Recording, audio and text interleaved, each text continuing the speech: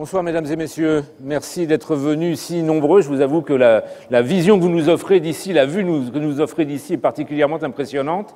Bienvenue donc pour cette fin de journée dédiée au décryptage de cette loi de finances et actualité fiscale. Face aux réformes fiscales, quelle stratégie? Je crois que le sous-titre de cette journée dit beaucoup, annonce beaucoup. Et effectivement, vous aurez la possibilité de tout savoir, tout ce qu'il faut retenir effectivement pour vous-même, pour vos activités, pour vos clients, de cette loi de finances qui restera, je pense, dans les mémoires et dans les annales pour un bon moment. Mon nom est Arnaud Le Gall, je fais partie de l'équipe de rédaction en chef de ce que j'espère être votre média économique préféré, à savoir Les Échos. Les Échos qui sont particulièrement sensibles à l'invitation des notaires et des experts comptables d'Île-de-France de les accompagner cette année encore dans cet exercice, dans ce moment où l'on lance véritablement l'activité de cette année 2013 pour ce qui concerne le décryptage, encore une fois, du contexte fiscal, à la fois pour les entreprises et pour les particuliers. Et vous imaginez qu'à la fois pour notre rubrique patrimoine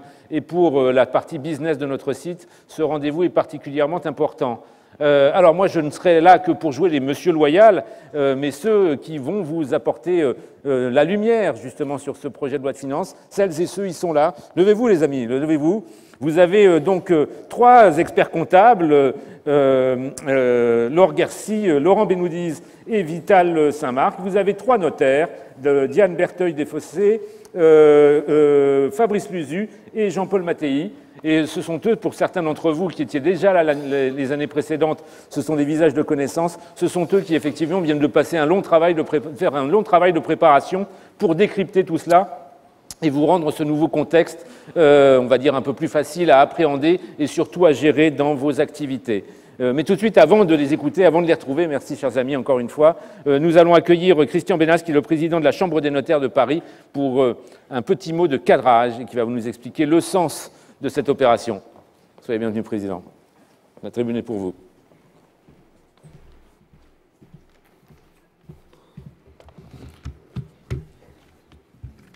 Bonjour, mesdames et messieurs. Tout d'abord, je voulais excuser l'absence de madame Agnès Bricard, qui est la présidente, comme vous le savez, du Conseil supérieur de l'Ordre des experts comptables et qui a été retenue aux assises de l'entrepreneuriat à Bercy. Je voulais saluer également Julien Tocas, qui est le président de l'Ordre des experts comptables de l'Île-de-France. Et si vous le voulez bien, je vais prononcer quelques mots, effectivement, à propos de l'ensemble de cette loi de finances et de la loi de finances rectificative. Effectivement, comme le disait monsieur, rarement une nouvelle année se sera placée autant sous le signe de la fiscalité que celle que nous abordons après donc les diverses lois de finances de 2012, la loi de finances de 2013, la loi de finances rectificative, toutes publiées le 29 décembre dernier, et qui ont changé, on le pense, la donne pour une période indéterminée.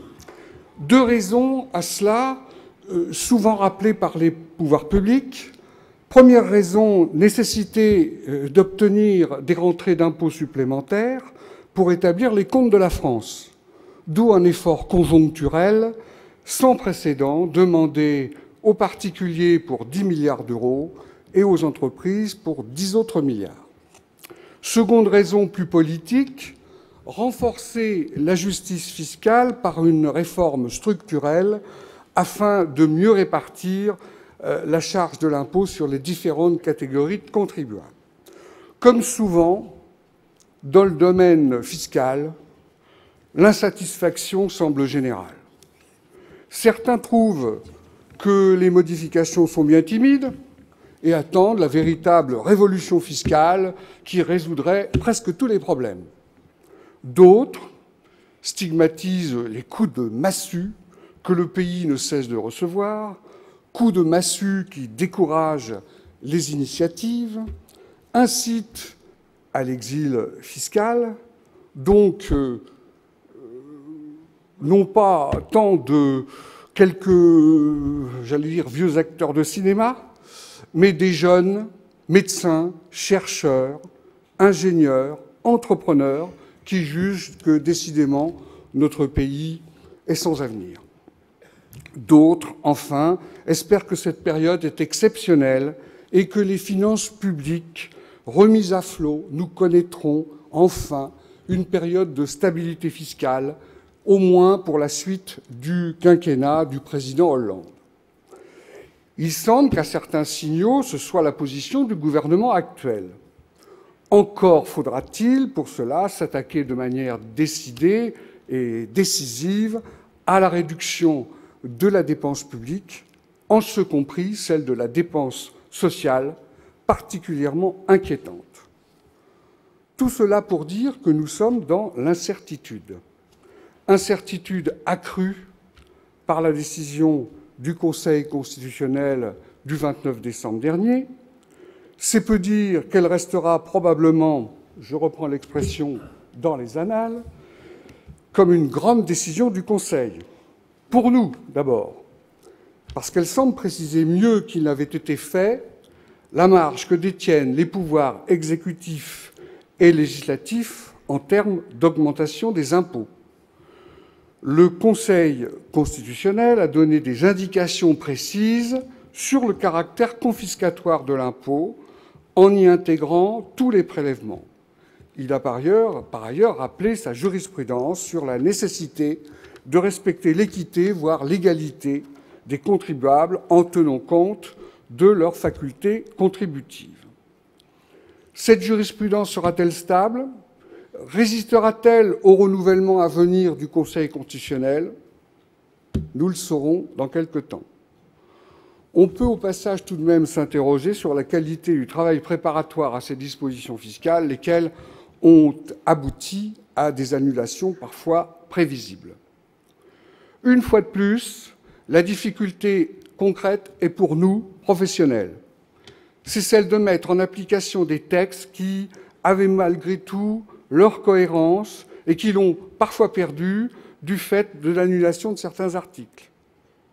Ces annulations déséquilibrent plusieurs dispositifs que nous allons sans doute examiner au cours de cette réunion. Indépendamment de cela, d'ailleurs, nous déplorons le refus de prendre des mesures transitoires pour l'application de la TVA immobilière aux ventes d'immeubles récents. Ce refus crée des perturbations qu'il était facile de prévoir et nous, en tant que notaires, nous ne cessons à ce propos de recevoir les protestations des clients concernés. Alors, paraît-il, des bruits peut-être de voir arriver des dispositions transitoires. Peut-être aurons-nous des informations fraîches à ce propos. C'est pourquoi notre traditionnelle réunion d'information de rentrée a autant d'importance.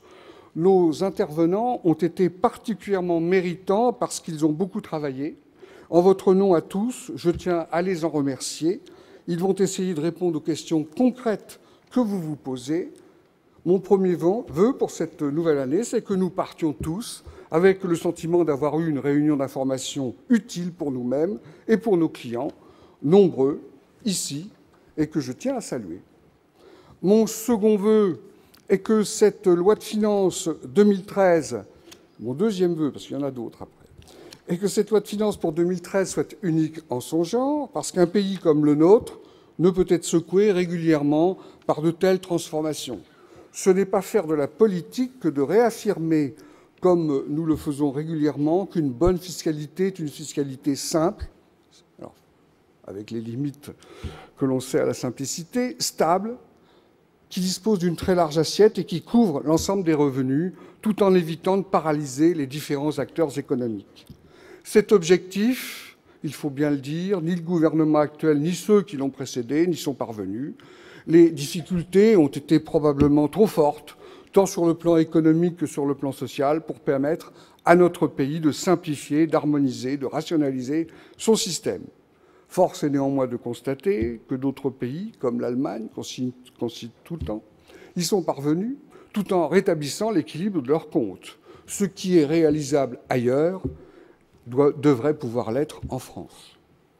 Mon troisième vœu est de poursuivre dans cette entente parfaite la collaboration instaurée entre les experts comptables et les notaires, que ce soit en Île-de-France ou dans les régions. Nous avons chaque année plusieurs rendez-vous institutionnels et de nombreux contacts qui marquent que nos deux professions ont le plaisir à travailler ensemble pour le plus grand profit de leurs clients, de nos clients, dans le cadre d'une mission commune, celle d'apporter du conseil, de l'expertise et, pour tout dire, de la sécurité dans un pays qui en a tant besoin. Je remercie donc bien vivement, et je veux les nommer, Laurent Benoudis, Diane Bertheuil-Desfossés, Laurent Guercy, Fabrice Luzu, Jean-Paul Mattei et Vital Saint-Marc. Mon quatrième, et celui-ci c'est le dernier vœu, avant de laisser la parole à nos rapporteurs, sera finalement d'exprimer à chacune et à chacun d'entre vous mes souhaits de bonnes et heureuses années 2013 pour vous-même, pour vos proches, pour nos entreprises, pour l'activité de notre pays, enfin, pour une fiscalité qui devienne enfin exemplaire en France. Je vous remercie de votre attention. Merci Christian Bénas. Alors avant d'accueillir effectivement notre panel d'experts, puisque bien évidemment cette loi de finances, c'est le terme d'un grand cycle politique et notamment d'un véritable marathon parlementaire, il a semblé intéressant effectivement à nos amis organisateurs de se tourner vers ceux qui ont vécu ça de l'intérieur. Et donc nous avons, il n'a pas pu être parmi nous ce soir, François Marc, donc sénateur du Finistère, mais lui qui est également rapporteur général de la Commission des finances du Sénat, a accepté de répondre en vidéo à quelques questions. Et donc nous allons pouvoir le retrouver et partager son analyse de tout ce qui s'est passé cet automne à travers quelques images qui bougent.